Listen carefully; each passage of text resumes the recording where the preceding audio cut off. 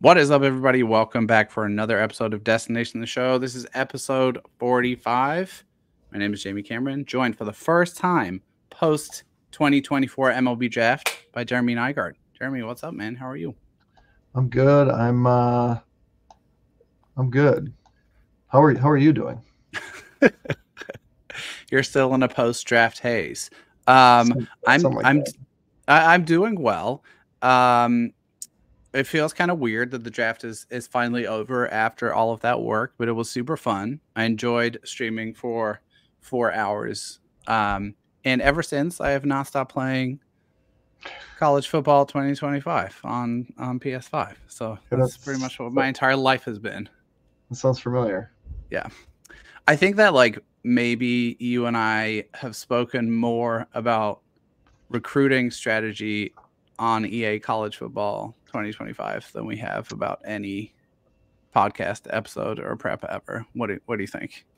I feel like that's probably fair. I mean, we exchange texts, and then we jump on here. But I think the first phone call was officially was. It was a steep learning curve for me. Let's put it that way.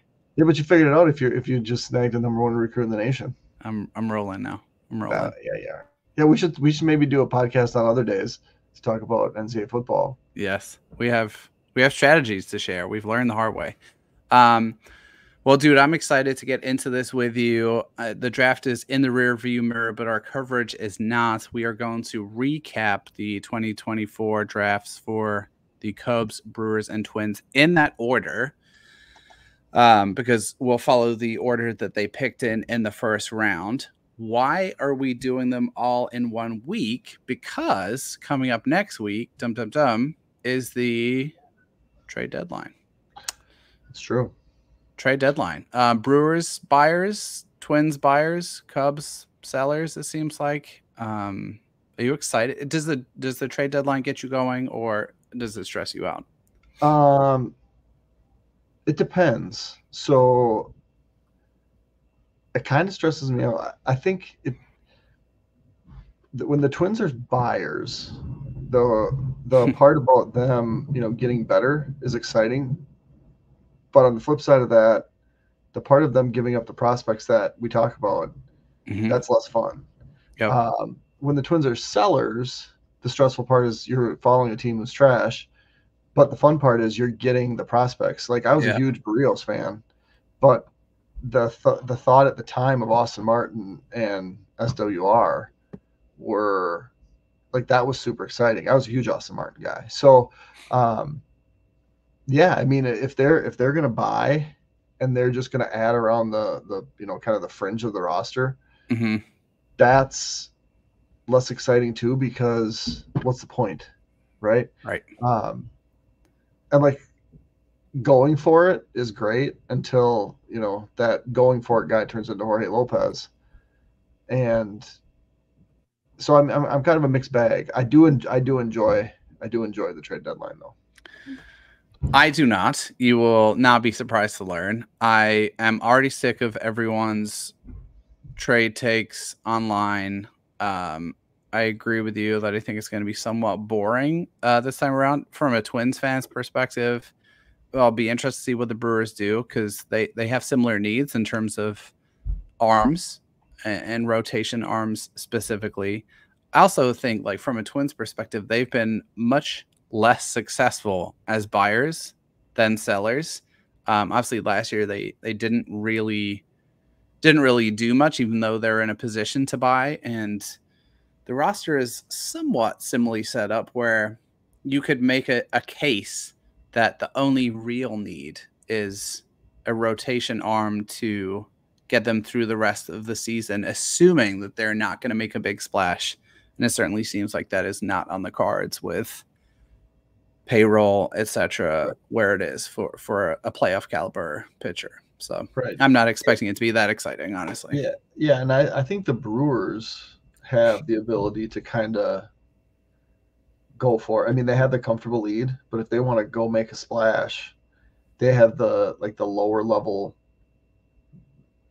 depth of prospects that For that a sure. team could really be interested in a guy or two, and it's like, yeah, we can move them. And I think the Twins do kind of to an extent as well. They've just not all been healthy. Mm-hmm.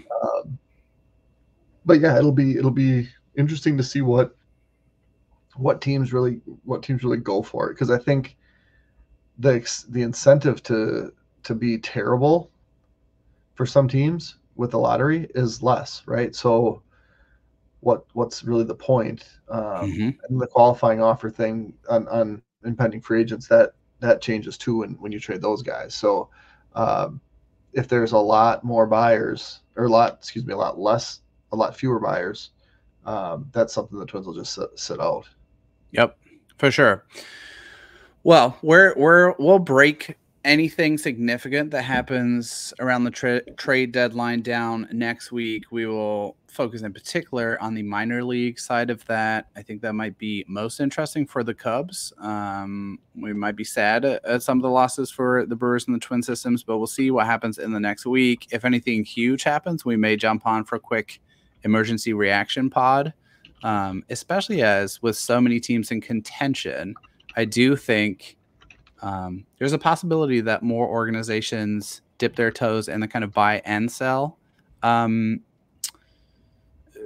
the buy and sell market. So we'll see how things go, but we'll be here to break it all down some point next week. Dude, before we jump into this draft recap, I want to just real quick throw a quick shout out to anyone who joined us for our draft night live stream. We were live streaming for about 4 hours, 10 minutes, quite tired by the end. Between you, Theo, and I, we wrote like 10 articles in that time, in addition to live streaming. We had 1,000 views on that. It was super fun. It was much more popular than I think we might have imagined. 1.6K views on the final mock draft on YouTube. And I'm sharing those just to express gratitude, because it's been really fun getting prepped and psyched up for the draft. And I think it was awesome to see that there was kind of a hunger for team specific draft content. So it's funny. It's funny you use the word hunger, because I was less tired by the end of it and just more hungry. Starving. Because it was 4 hours where I didn't even I don't think I stood up at all. So yeah, no, that was a good time. And I got a shout out for the gentleman that I ran into on the Target Field Concourse on Saturday, who recognized me from watching and listening to the podcast. So I should have got his name. Wow. Didn't. But shout out to him for being a fan. That's awesome. We love to hear it. So we'll do it again next year for sure. Maybe we'll be comfortable enough to be eating on camera by then, so we're not starving by the end of day one. But dude, let's jump in to a recap. We'll start with the Cubs, and here's how we're going to kind of format this. Hopefully, we'll kind of pull this off. And this is funny, dude, because this is the first time that we're doing something for the second time, if that makes sense. Like, I remember going through and recapping these classes with you this time last year. So we're going to follow a little bit of a similar format. I'll quickly run through some notable selections from the first 10 rounds. We won't do all 20 just to spare people the tedium. Then we'll dig into day one picks a little bit. And then we're going to do some kind of quick fire questions like, what was the team's best pick? What's a sneaky good value? Day two or day three, kind of under the radar guy, hidden gem, if you will. And then overall impression of the draft, if you liked it, if you felt like it matched their tendencies or what you expected going in. Sound okay? Yep, sounds great. All right, let's do it. So we'll start with the Cubs. They picked at 14th. They took Cam Smith, third baseman out of Florida State. In the second round, 54th overall, Cole Mathis. We're going to call him infielder from the College of Charleston. They only had those 2 day one picks. Other notables in the first 10 rounds, I think. Round 4, I think this guy's going to come up a little bit later. 120th overall, Ty Suthasine, a prep shortstop out of Nevada. Another notable that I wanted to bring up, 7th round, Ivan Breathower, out of UC Santa Barbara, a really big dude, outfielder. 8th round Edgar Alvarez out of Nicholls State, 9th round Brooks Capel out of Lamar, and then 10th round Matt Hallbach, a third baseman out of UC San Diego. So let's jump in with reviewing day one picks. First of all, only 2 to dig into for the Cubs. Jeremy, what were your impressions or your thoughts on the tandem they got in third baseman Cam Smith and infielder Cole Mathis at 14th overall and 54th overall for the Cubs on day one? I really liked the Cam Smith pick. I thought that made a lot of sense, being 14th on the board and just taking the guy that fell. And I think in a lot of mock drafts, there was a lot of thinking, would it be him? Would it be a Savage? Would it be, who fill in the blank? But Cam Smith just felt like the best player available. And then they draft him and they sign him for slot. Pretty simple, right? And I think there's more debate on who the best player available was at 54. But again, they did what appears to be, took the top guy on their board in Cole Mathis and paid him slot. And so I think, the Cubs probably walked out of that feeling like, hey, we got 2 really good players, including one of the best guys that we had conceivably had a shot to get. And now we can manipulate our pool moving forward, knowing that they were going to sign those guys for slot coming in. So I think they left day one, obviously, with just 2 picks, with a really good player, and then a pretty solid shot at a second player. Yeah, for sure. For sure, I tend to agree with that. The only guy ranked higher on the consensus board at the time of the Cubs pick at 14th was Trey Savage. I was interested to see what direction they would go there. They certainly leaned into that kind of power arm type in recent drafts with Cade Horton and then Wiggins last year. So I was interested to see if they'd go with the Savage, but I think both of us agreed that Cam Smith was let's put it this way, a relatively low variance everyday big leaguer available at 14 feels like a win, especially in a draft that, overall talent and depth wise wasn't the most exciting. And then we brought up Cole Mathis in our pre-draft content over at Northside Baseball as a guy who was likely to go higher than the consensus. He was ranked on Pipeline's list at 84th. I do not think it's a surprise to see him go in the 50s. Really strong Cape track record. All of his batted ball metrics are exceptional. I think the biggest question with him is going to be, what is the defensive home? But that's a problem the Cubs can figure out later. So anything else, Jeremy, on Smith and Mathis before I hit you with some quick fire questions here on their draft? Nope. I think we move forward now. Okay, best pick for the Cubs in the entire draft class was Cam Smith. I mean, without trying to put too much thought into it, like you mentioned, Mathis was 84th on Pipe and Smith was 14. They got 4 guys in the top 200, and Smith was by far the best. And I think on your board too, Smith was by far the best, probably closest to the bigs on this list. And one of, if not the highest ceiling guy, like you said, about Mathis, is third base going to be the spot? Probably not. With Smith, I think you can comfortably say it could be for sure. And the battle play there too. So Smith, pretty easily the best pick in the draft for them. Yep, for sure. Mathis, I was just checking while you're speaking there, was ranked 68th on the final consensus board, so it went a little higher as we kind of predicted there. One trend I wanted to quickly point out before we move on to our next Cubs question. Cubs are not afraid of prospects that need work on their swings. Smith was highlighted by a lot of evaluators pre-draft as maybe needing some swing tweaks, and if folks have seen Cole Mathis' swing, it's a lot going on there, and so interesting. 2 guys that kind of both fit that pattern, but I'm a big fan of both of those. And we had highlighted Cam Smith as, a potentially great value in this range, whether he went 14th to the Cubs, 17 to the Brewers, or if he slipped to 21, which obviously he didn't end up doing. Okay, Jeremy, who in the Cubs class was a sneaky good value for you? Anywhere you can pick, like anywhere from after round 2 onwards. Yeah, so you mentioned him earlier, the 4th-round pick, Zine from Nevada, Tennessee commit who has already agreed to forego his eligibility, signed for $1 million. Okay. So I mean, he got higher value than that pick, but the thing with him, the knock is that he's a pretty small guy. You know, we saw a number of those guys go, but there's some belief that he can stick it short, and just had a pretty good track record of playing well at you know the well scouted events, and so you know they went with another prep shortstop from the Dominican in the 3rd round, and then turned around and took the better guy in the 4th round. So I would assume there was maybe some questions about what that price tag becomes, but ultimately I think he's the, you know, as far as ranking the prospects, he's the 3rd highest prospect that the Cubs drafted.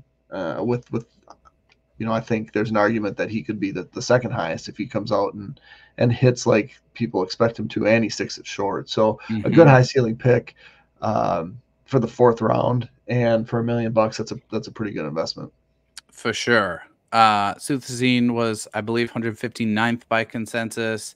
Cubs got him at 120th, and as you mentioned, went decently over slot to get his signature. That's a done deal. I'm going to go 7th round. We mentioned him off the top, Ivan Brethor, a massive dude. I like massive college hitters that hit the snot out of the ball, and he absolutely fits that category. How about 6'6", 250? Slugged .586 in 2024 with 15 home runs for UC Santa Barbara. Just an interesting smaller school hitter with insane production. I'll be really interested to see what the Cubs can make of him. If you get a chance to watch any of his highlights, there are no cheapies among his home run highlight reel. How about, Jeremy, a day 2 or day 3 under the radar guy for the Cubs? Who you got? So the name that popped out to me, and the Cubs only drafted, I think, 9 pitchers. Like they drafted a majority of hitters. So I'm typically looking for, you know, if I'm looking for a gem, a lot of times it would be a pitcher. And they drafted in the 18th round Thomas Mangus, who was a Navarro College, so a JUCO guy, committed to the University of Oklahoma, reported in the mid 90s, and 6'3", 215. So I think you're looking at a good pitcher frame, and they went into the pool to sign him, and so I think there's some hope that they can get a pitcher out of this deal. When it's weird to me when you draft more hitters than pitchers, and I'd have to look at their international signing recap to see if they just signed. Usually you sign more hitters and pitchers there too, and so the balance is a little wacky to me. But I think there's an ability there, and maybe he becomes nothing. But I think there's enough to think, hey, we'll give this a shot, and maybe something turns out. And I think that's exactly what you're looking for in day 3. Yep, like that one a ton. I'm going to go for Eli Lovich. I'm always interested in prep picks a little bit later in the draft. Eli Lovich, they selected in the 11th round out of Blue Valley West High School. He was a two-way guy in high school, both an outfielder and a pitcher, left-handed hitting. Really interesting. Like, this is like a true projection pick, pardon me, whether you are focused on him on the mound or as a hitter. I think they'll have him focus on hitting. 6'4", 185. So just like really skinny, slight frame. Got a nice swing, was committed to Arkansas. So obviously some kind of pedigree there. Fastball was like upper 80s, low 90s when he was on the mound. But I'm always fascinated by guys like this because you're drafting him before any kind of pop, right? Like any kind of pop in velo for a pitcher or any kind of major breakthrough with offensive impact for a hitter.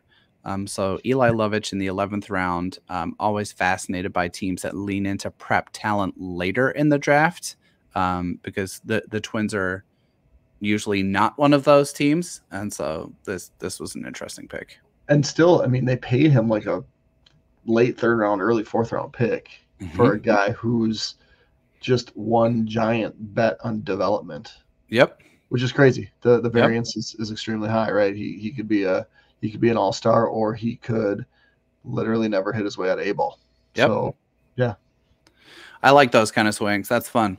Okay, overall impression, Jeremy, of the Cubs draft. I wrote down in our kind of pre-show notes here, like fairly predictable, and especially in terms of kind of how they played and managed their limited resources in terms of picks and money. Is that a description that is fair? Am I selling the Cubs a little short? It's not meant as a criticism, but I think maybe some people might feel like it is. No, I think it's definitely fair. I mean, they didn't do anything wacky, and they have before, right? The Cade Horton's pick, that was a little out of left field.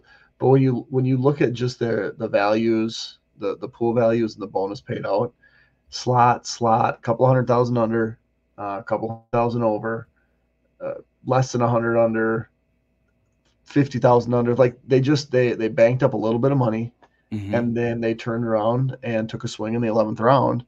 And I think that's more often than not what you see teams do. So that's not a cut on the draft. It's a pretty common way, I think, to play it. They didn't draft, at least based on the bonuses paid out that have been reported. They didn't sign any $10,000 seniors or $2,000 seniors like some teams do to try to make their pool money go further. So I think there's some not unpredictability there, but I think teams often do that if they want to take a swing, but they felt comfortable knowing that they'd have enough money to go over the 150,000 with 2 of their day 3 picks, and they did that. So I don't imagine that they'll have any signability issues with the guys that aren't signed yet, as far as demands, in the 7-figure range, because they're all college guys. But if I think all but 2 are seniors. So they'll get their group done and get them in and get them playing ball. And I think that was one thing I remember from the Cubs last year. Like Matt Shaw was playing early, and some of those other draft picks were getting really quickly into pro ball. So I think that maybe is something they do. The other thing I notice is like Lovich is almost 19. He'll be 19 next week. And Sutazine is already 19. So they're not really afraid to draft older prep guys, where you have seen some teams just go away from that. So I think the approach for their drafting is a little more traditional, if that makes sense, than anything that is, we're going to do this so we can do that. We'll draft off the board and we'll be happy with it. Okay. So let's move on to a team that is not conventional or traditional and tends to zag when everybody else zigs, and that is the Milwaukee Brewers. I think for recapping their picks, we are going to have to stray outside of the 10 rounds the first 10 rounds, because the Brewers were full of surprises day 1 through day 3. I think it's fair to say first round, they took Braylon Payne, 17th overall. That I think was the first, I don't want to say shock, decent sized surprise of the first round. Comp A, they took Blake Burke, first baseman out of Tennessee, at 34th. Second round, they took Bryce Message, prep pitcher out of New Jersey. And then Comp B, they took Chris Lavonis, another prep pitcher, both right-handers out of New Jersey. We'll recap them in more depth in a second. Fourth round, they took Marco Dingus, a catcher out of Florida State. 7th round, they took Mason Molina, hard-throwing left-handed pitcher out of Arkansas. And then they took a ton of prep guys on day 3 that I don't necessarily think we are expecting them to take. Joey Broughton, 13th round out of Northville High School in Michigan, a left-handed pitcher. We'll talk about him. James Nunnally, a prep catcher out of Light Ridge High School in Virginia. They took Travis Smith, a college right-handed pitcher out of Kentucky, in the 15th round. But just a ton of prep talent taken by the Brewers really throughout the entire draft, when a lot of teams were leading much more heavily into college demographics. So first, Jeremy, your overall impression of their draft before we jump into the day one guys in a little bit more depth. I thought it was a fun draft. Compared to last year, maybe not as fun. That set the bar pretty high. For sure. I thought they did a good job. The Payne pick early came as a surprise.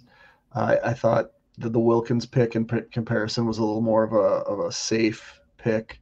But yeah, if we're just looking at this year's draft, to walk out of day one with two really, really high upside high school arms is impressive. And then being able to come back and draft some more top 200 type draft prospects, again, impressive. Hard, kind of a TBD on the grade though, because like last year we said there's no way they get these guys signed. And I'm, as far as little confidence as I had in them getting it done, and then watching them get it done, I would say I'm even less confident this year that they're able to get it all done. And if they fail on a big name, that changes the whole kind of feeling around this entire draft. Yep, there's definitely been, I've seen some online rumblings about Chris Livonis and his signability. He is a Wake Forest commit, of course. We'll dig into the round one guys in a second. And you always wonder, or one always wonders, right, if some of these day three prep upside guys are somewhat of an insurance policy. You know, I don't have anything to add other than like the big caveat here is just like signability. And we would have said the exact same thing last year. The Brewers have tended to nail signability. The Angels have not. Ryan Prager. The Brewers have tended to nail signability. I think this class is really, really challenging from that perspective. And so I'm just excited to kind of watch this unfold and see how they do. With that, let's dig in a little bit more to the day one guys. Braylon Payne, as we mentioned, somewhat of a surprise at 17th.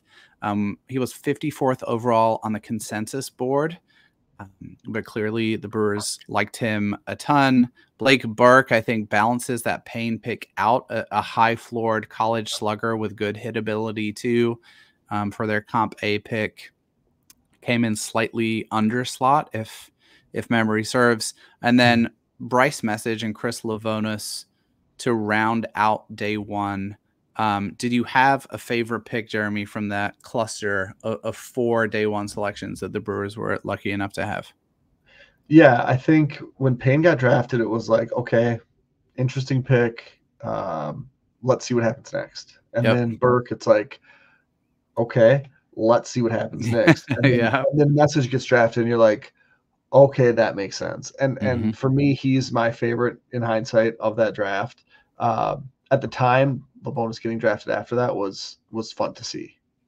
So they get left with 2 preps. But I think Message has the makings to be a star. I wasn't super high on him early in the process, but the fact that he's now matched with the Brewers, who are huge into spin rates, more of a slider guy. Right now, but he has the fastball, he has a slider, he does have a curve, throws a little bit of a change. I think there's a little bit of reliever risk, but when you take a guy from the East Coast, there's also that ceiling. And he's a Virginia commit, which are super tough to buy out. Just eyeballing up their pool, though. I mean, they almost saved $1 million on Payne. They saved over $500,000 on Burke. That's $1.5 million. DeBerry's getting a little bit compared to 800,000, so they've saved over $2 million. But I still think the number on each of those guys is probably closer to $3 million. Yep. And they're going to have to come up with another 600, 800,000. And so that's if they will sign for $3 million. So I just think that doesn't take into account Nunnally and Smith, who are fun picks later. But just in a vacuum, for me, Message is my favorite pick for the Brewers draft. Yeah, Message a pick, and we had Spencer Michaelis on the live stream, and I think we were all that was one of the fun parts of the draft stream for me, was kind of trying to figure out together when are they going to stop kicking the can down the road with some of the picks they're taking very early on day one. Message was ranked 63rd by consensus, picked by the Brewers at 57. That feels like an ideal organizational pairing, as you suggested. Lavonis was probably my favorite pick, 79th. By consensus, that the Brewers took at 67th overall. As we mentioned, Wake Forest commit, rumored to be one of the more expensive arms in the draft, but so many attributes that are fun, and the Brewers like to lean into. Fastball pop this spring, I think that was as high as 97. Gets good extension, feel for spin, maybe not quite to the extent that Message has, but it's a legit pitch mix.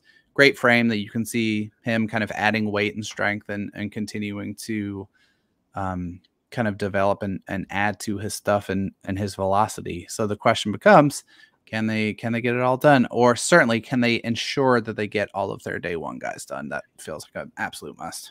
Yeah, well, but the thing of it is if Lavonis wouldn't sign, if they were working their pool to have, even if it was the numbers 3 million, and he doesn't sign, they lose 1.23 million. They would still have the 1.77 million, which I think we would see Nunnally and Smith both sign for, if some combination of those dollars. But they would get a comp pick. Being a comp B pick, they would get, I believe, the 68th pick next year. So it's a risk worth taking, in my opinion, because it's a high ceiling guy, and you knew that if you knew that there was some signability risk going in, you got one prep guy, you try to back it up with another, but that's a risk that I could see the Brewers being willing to take, because their risk versus reward in that last draft, I think made sense. So yeah, it's a huge question, but it would be disappointing if they didn't get him signed, but there is some compensation if he does get away. Yep. So compensation picks for any player not signed through the end of round 3, I believe, which will help the Angels out a little bit with Prager, who is apparently going back to Texas A&M for 2025.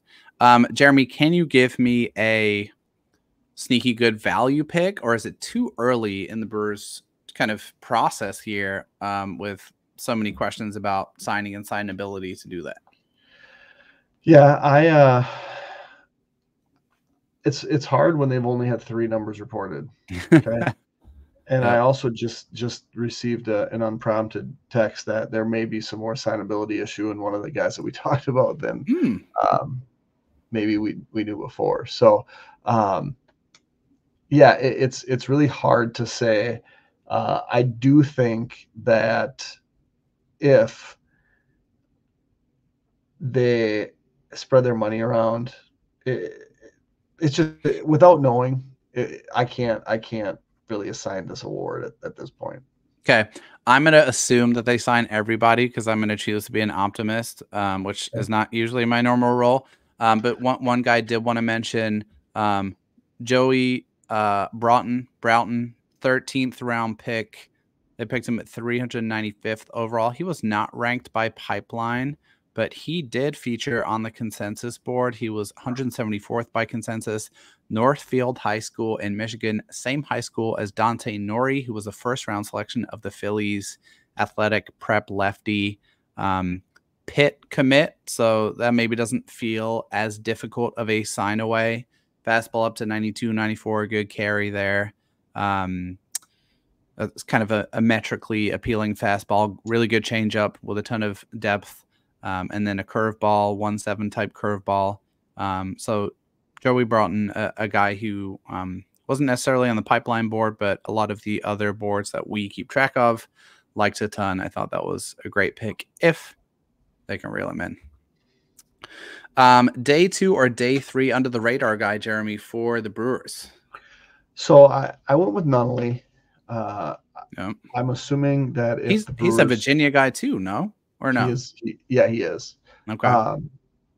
I'm assuming that if the Brewers have their ideal class, then Nunnally's not a part of it, right? That he's one of those contingency plans. And if he is part of the class, though, I mean, he's going to cost you more than the 14th round typically. He'll break a record. But he was, what do you have him? Where he was on the board? I can if you give me because 10 seconds. I mean, what he is, he's a left-handed hitting prep catcher. 146th. Yeah, so we're talking a fourth-ish round value. I'm guessing he would sign for more like second round value, and so that would be something that they do have some catchers in their system. Obviously, they have a very good one at the major league level, but if you could get him into your system, that would be a pretty good consolation prize for losing somebody else, and he would turn out to be the gem of the last 18 picks, 16 picks. Nunnally was ranked as high as 52nd overall by the boards we track. Kylie McDaniel, I think, was a high man on Nunnally, but had multiple top 100 rankings, and a few lower ones kind of pulled him down in the aggregate. So I'm going to go Mason Molina, 7th round pick out of Arkansas. He feels like such a Brewers project. 6'2", 230. Reports are he was not in great shape in his final season at Arkansas. Stuff is really good. Results were not. Enter the Milwaukee Brewers. That just feels like a match made in heaven. Fastball up to 97. Really good changeup. Needs help on locating his breaking pitches. So he's mine, Mason Molina. I think anytime an organization that's really good at pitching development takes a college pitcher that has great stuff and doesn't have great outcomes, I feel decently confident that they will be able to improve them significantly. So keep an eye on Molina. I think he will be interesting.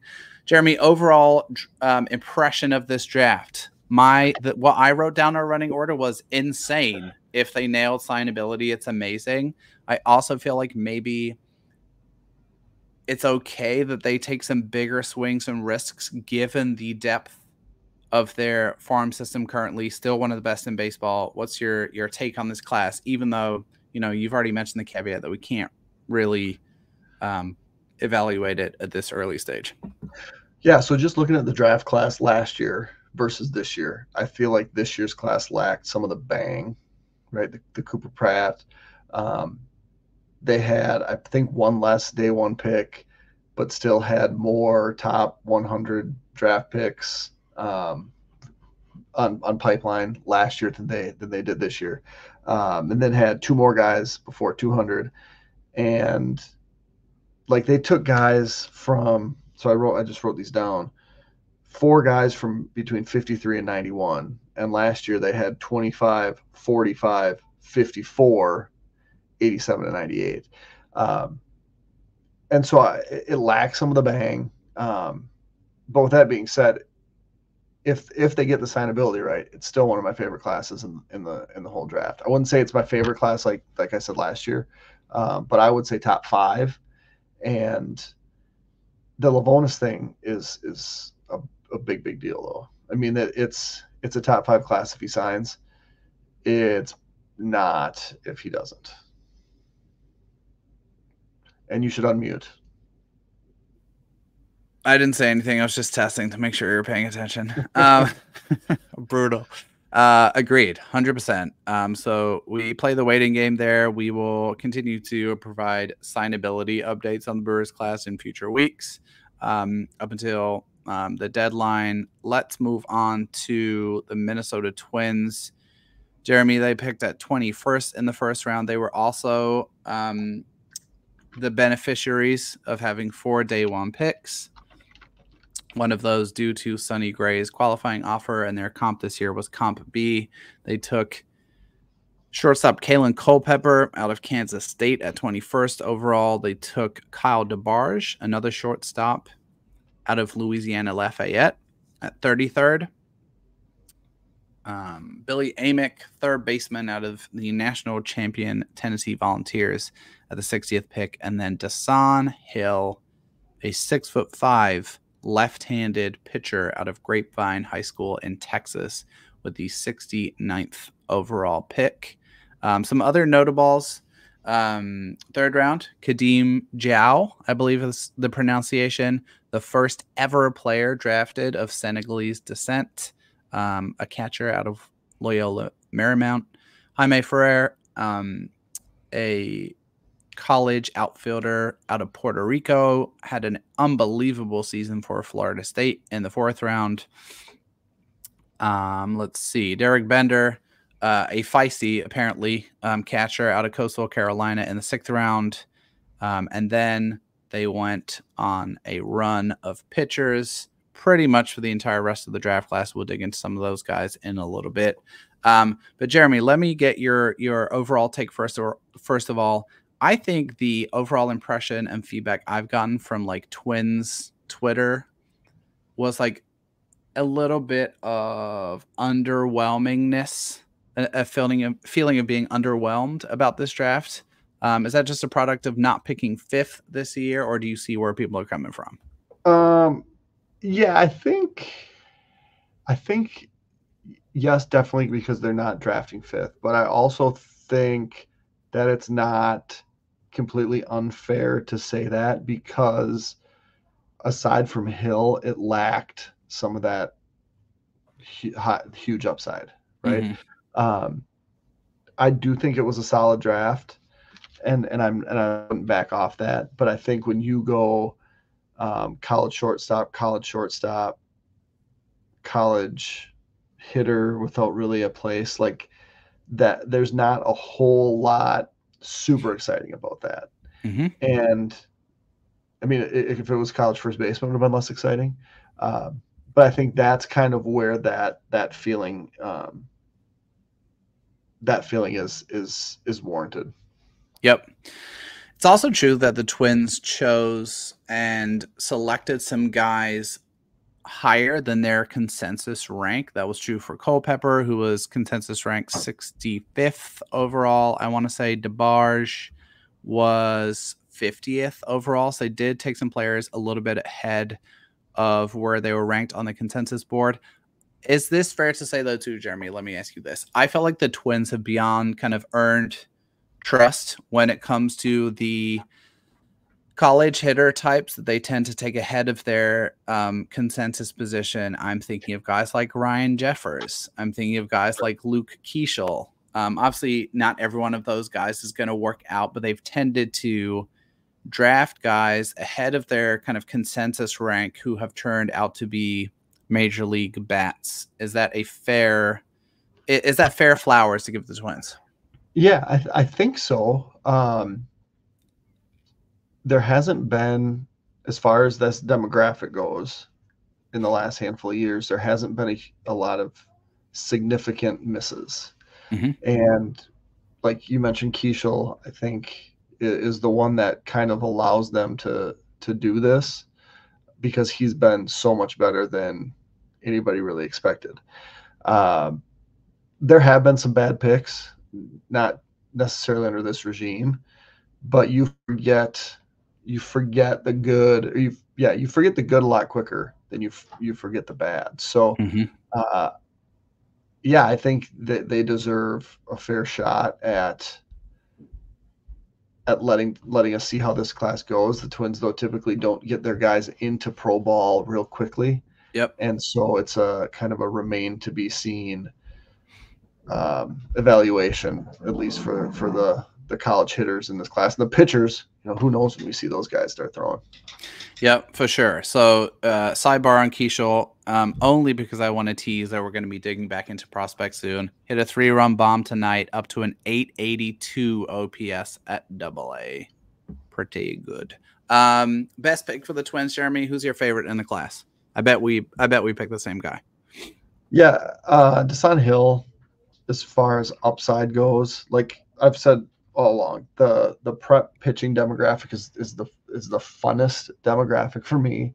Mm-hmm. And now he just signed for, I believe, we didn't have the same number, but around $2 million.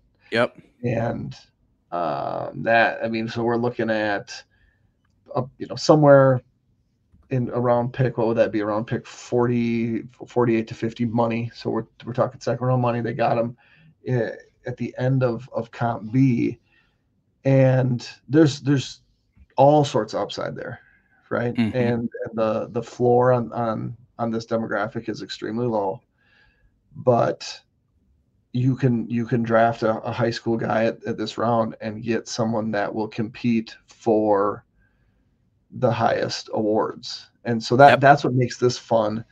And you see the height and weight, and it's like there's wild stuff, so dude. much development. MLB lists him at 6'5", 165. Like if there's a wind, he could just blow right off the mound.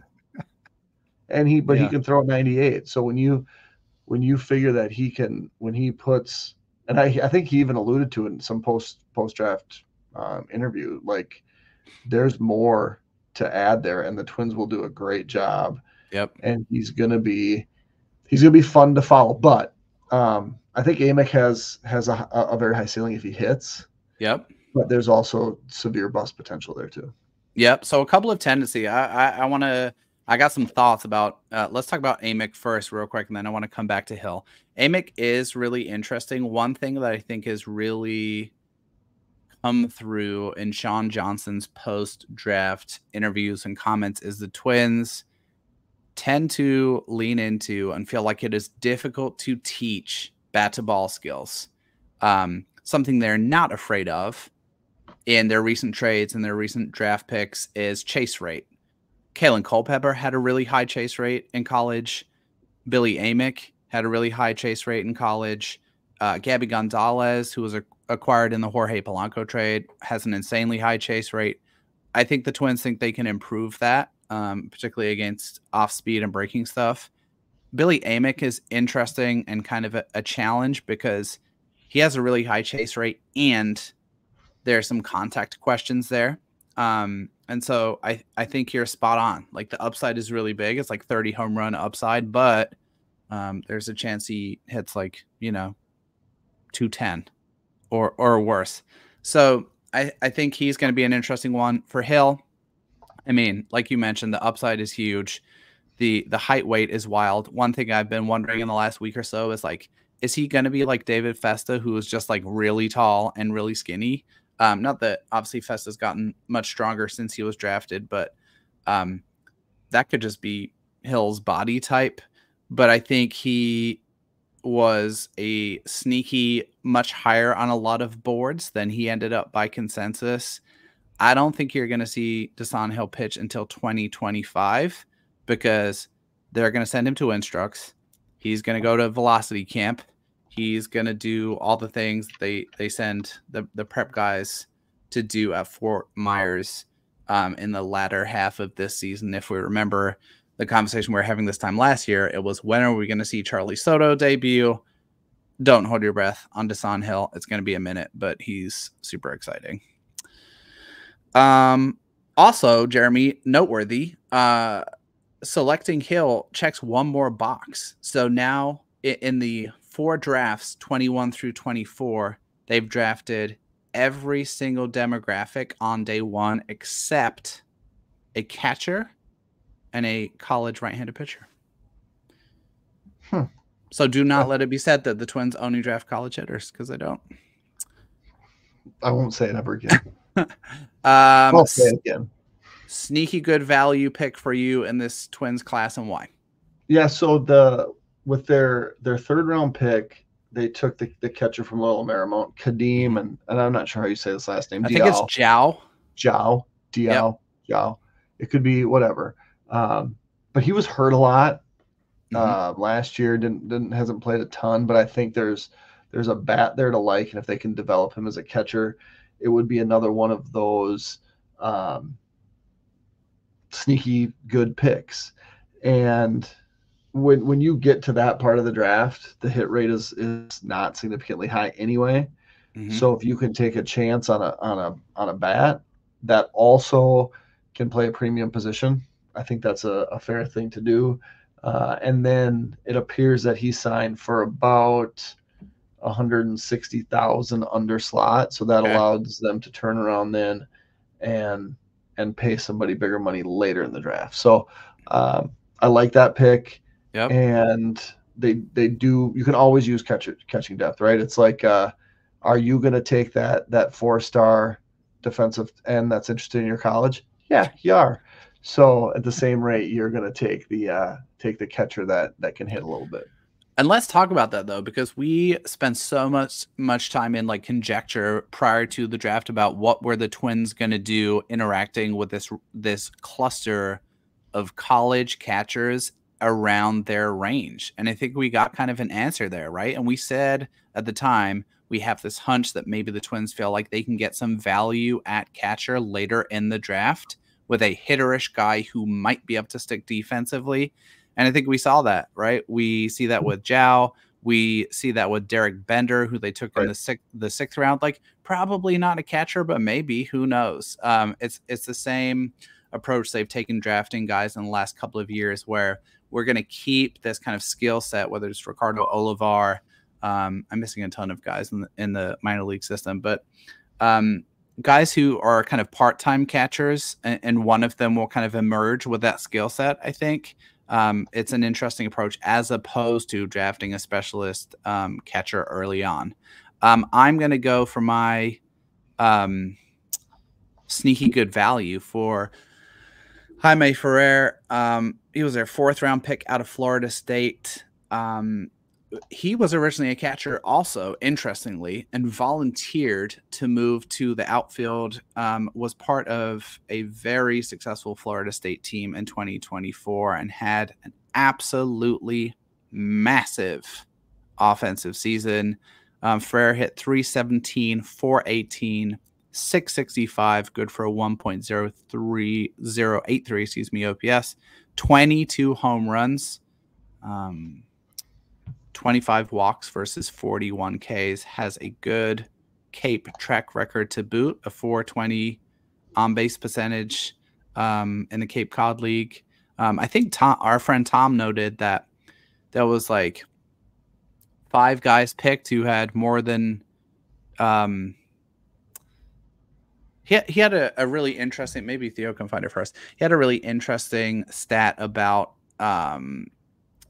the Twins essentially taking 4 out of 5 guys in later rounds that hit more than 20 something home runs in college baseball in between particular rounds. And so that was interesting. Ferrer's a sneaky good pick for me. I think he's gonna hit the ground running when he gets down to Fort Myers.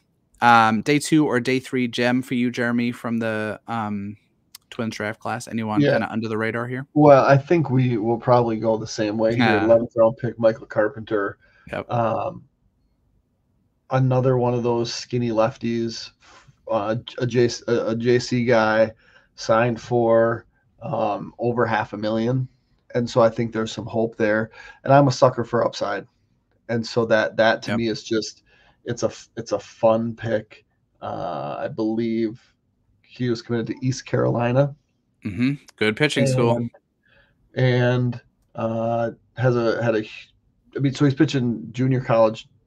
He was the National Junior College Division II Pitcher of the Year, and had a 10-1 strikeout to walk rate, 45 inning scoreless streak, like lots of success throwing the baseball.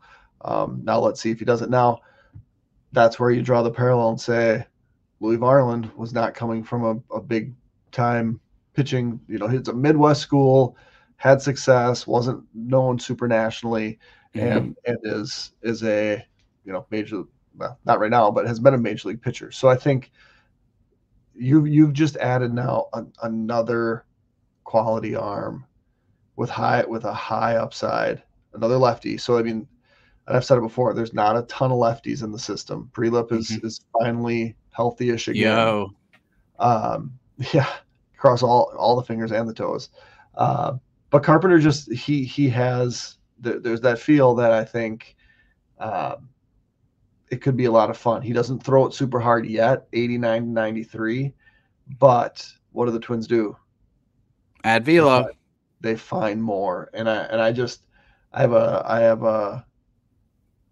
a pretty good feeling about this pick in the 11th round. Yep. 111 strikeouts in 78 and 2/3 innings is absolutely wild stuff. He was definitely mine, so I won't add more because that was a great summary that you gave. Overall impression, Jeremy, of the Twins draft. Your final thoughts? Yeah, so if you would have made me bet on things, which I don't often do, right? Yeah, good one. I wouldn't have bet on the Twins taking 7 of 8 hitters to start their draft. Mm-hmm.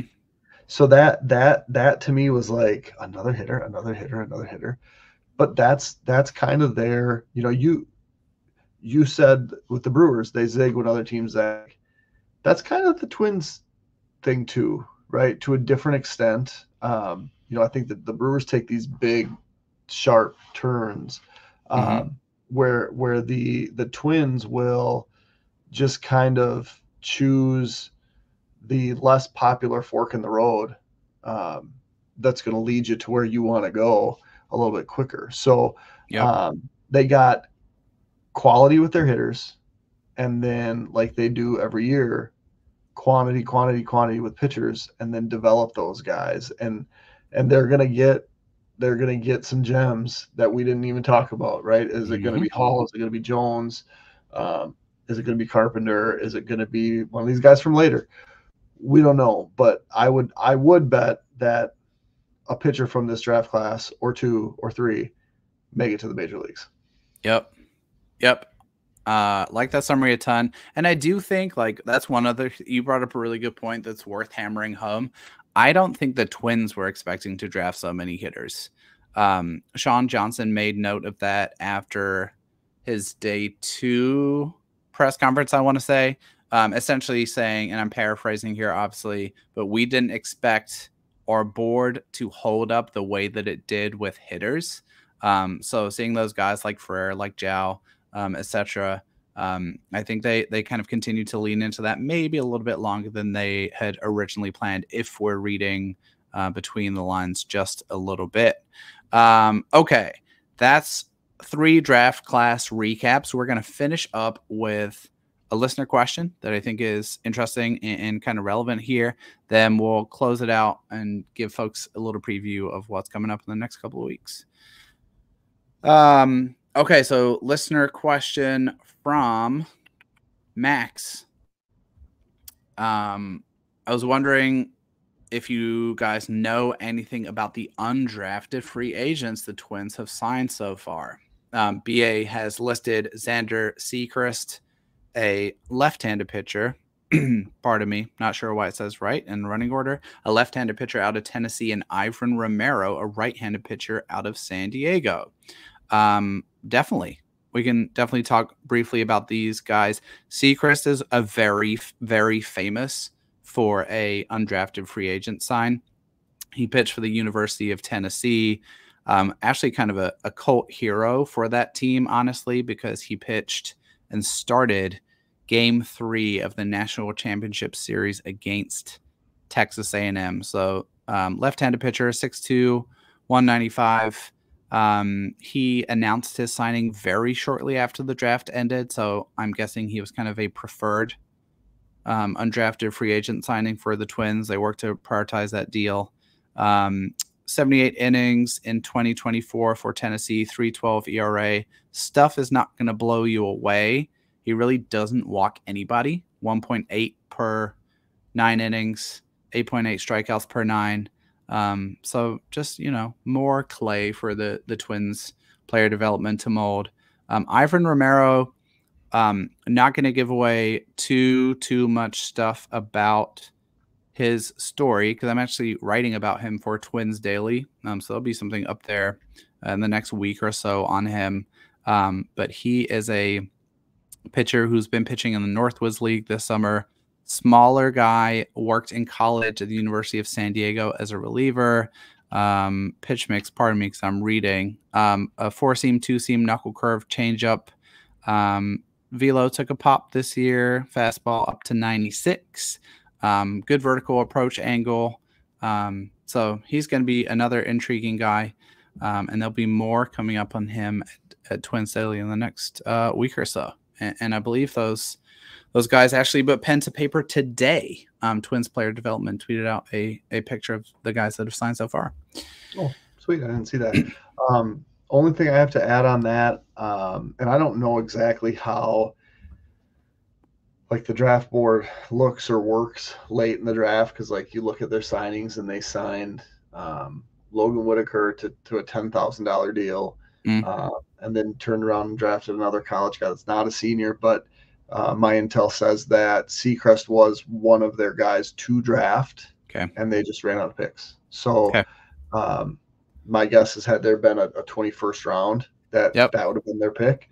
And so when they were making their picks on 20, they were calling their guys and being like, hey, we'd love to have you. Here's what we would offer you if you were pick 20. Would you sign? Boom, let's get it done. So, that's kind of the, why are you signing Jay Thomason in round 17 for $50K and then Michael Ross for $150K and then Logan Whitaker for $10K? Like, that doesn't really make sense. Almost as much not making sense as you not knowing that Mike Ross was one of the main characters from Suits. Never seen that show. Never seen a single episode of that show. And I mentioned it online and I got harassed. Not even by you. I got abused, dude. I got dogs abused for saying I'd never seen an episode of Suits. I don't even know what that's about. Is it a drama? Is it a comedy? What's it about? It's a law firm. Okay. And it starts with Mike Ross, who's brilliant. He's taking the bar for people and passing for them.